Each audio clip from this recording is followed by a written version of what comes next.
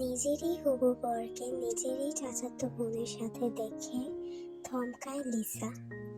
তার হবু বর যে কিছুক্ষণের মধ্যেই তাকে বিয়ে করার কথা ছিল, অথচ তার হাত শক্ত করে ধরে রেখেছে অন্য কেউ। সেই অন্য কেউ আর কেউ নয়, লিসারই চাচাতো বোন রোজ। এরপরে শোনা গেল এক তীব্র জ্বরের শব্দ। মোমো, রোজের মা, রাগে থরথর করে কাঁপছিলেন। তার ঠোঁট কাঁপছে। তিনি রোজের গালে সজোরে হাত তুলে দিয়েছিলেন। রোজের গাল লাল হয়ে উঠেছে, কিন্তু সে এখনো মাথা উঁচু করেই দাঁড়িয়ে আছে। এই ঝড়ের মাঝেও সোহর ঠোঁটে একটু অনুশোচনা দেখা গেল না। সে বরং রোজের হাত আরো শক্ত করে ধরে ফেলল। মোমো এসব দেখে চিৎকার করে বলে উঠল, ছি, আমার মেয়ে বলতেও লজ্জা লাগছে তোকে। কিভাবে পারলি এটা করতে? তোর বোনের বোরকে ছিনিয়ে নিচ্ছিস, একটু লজ্জা লাগেনি তোর? রোজ তখন ঠোঁট পাকিয়ে হেসে উঠল আর বলল, লজ্জা? আমি কেন লজ্জা পাবো মা? ভালোবাসায় কি কারোর বাঁধনে বাঁধা যায়? আর সোহো আমাকে ভালোবাসে। তুমি যতই চড় মারো আমাকে, সত্যটা কিন্তু তুমি পাল্টাতে পারবে না মা। চুপ কর রোজ, তুই আমার মুখ পুড়িয়ে দিলি। আত্মীয় স্বজন, সমাজ সবাই আজ আমাদের নিয়ে হাসবে। নিজের রক্ত আপন বোন হয়ে ওর জীবনটা এভাবে ভেঙে দিতে পারলি? রোজের চোখে এক ফোঁটাও অনুতাপ নেই। সে মাথা উঁচু করে দাঁড়িয়ে রইল আর বলল, ভালোবাসার জন্য মানুষ অনেক কিছুই করে মা, আর ভালোবাসার রক্তের সম্পর্কের কোনো দাম নেই।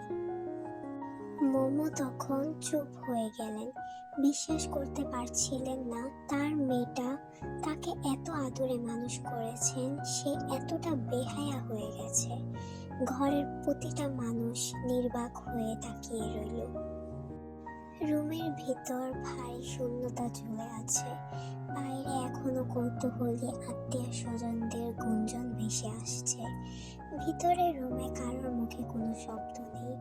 লাল নীল আলো ঝলকাচ্ছে ঠিকই, কিন্তু ঘরের বিষণ্ণতার আভা ছড়িয়ে দিচ্ছে। অনেকক্ষণ চুপ থেকে জিন অবশেষে গলা ভাঙলেন আর বললেন, এসব নিয়ে কাঁদলেও কোনো লাভ নেই। যা হওয়ার তা হয়ে গেছে। এখন আমাদের লিসার ভবিষ্যৎ নিয়ে ভাবতে হবে। কি করব ভাবছি। মেয়েটা কি সহ্য করতে পারবে এই লজ্জা বিয়ের দিনে? কিন্তু এভাবে তো আর অনুষ্ঠান থামানো যায় না। এত আত্মীয় স্বজন সবাই চোখে চোখ রাখছে। লিসাকে নিয়ে এত কষ্ট করো না। যা হয়েছে তাতে আমাদের কিছু করার নেই।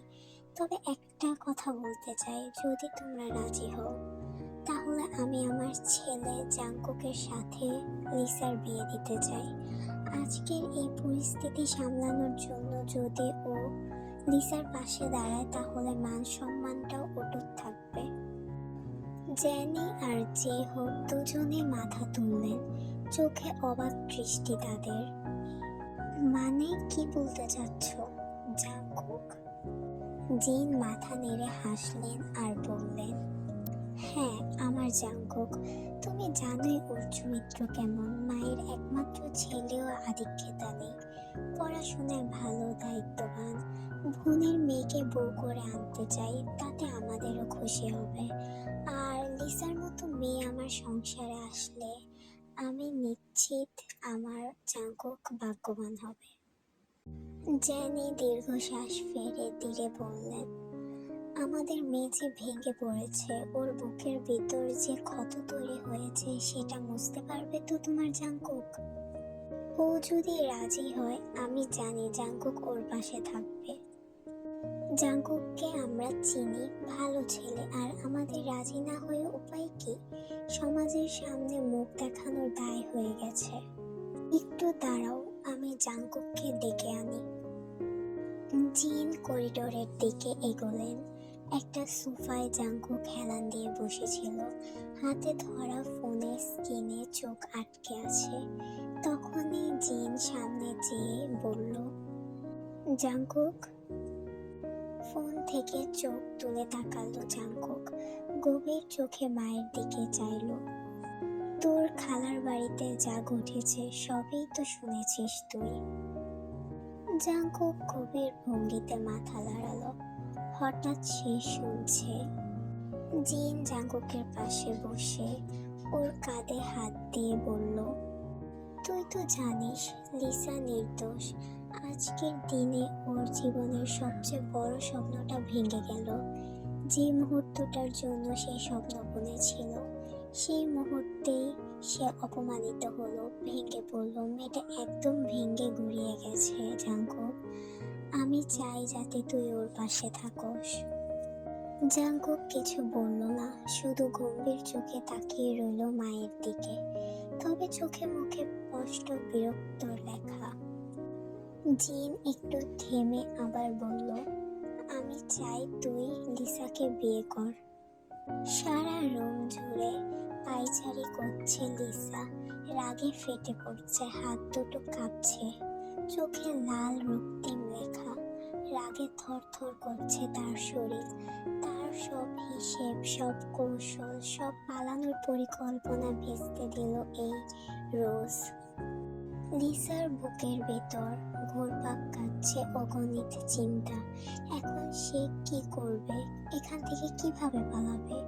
ওর সমস্ত পরিকল্পনা, যেটা সে এত কষ্টে সাজিয়েছিল, সবকিছু ভেস্তে গেছে এই রোজের জন্য।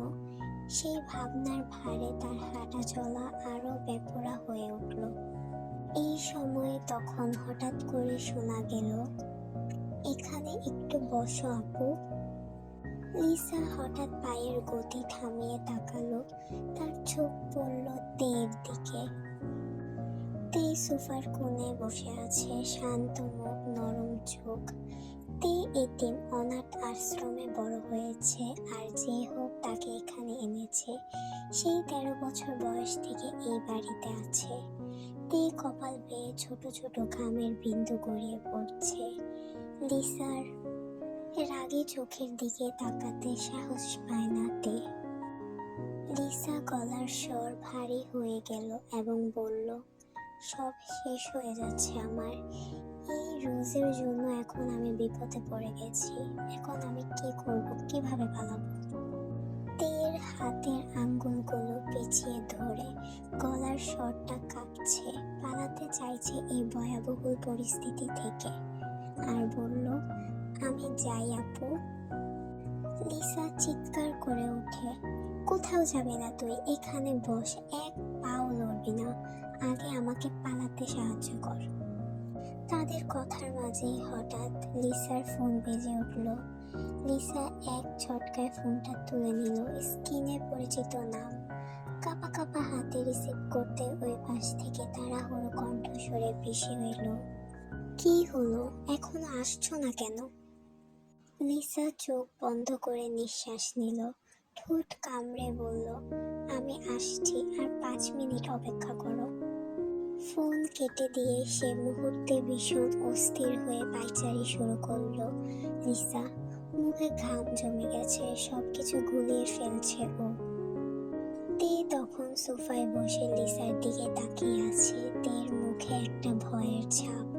সে বুঝতে পারতেছে না যে আপুর মাথায় কি চলতেছে।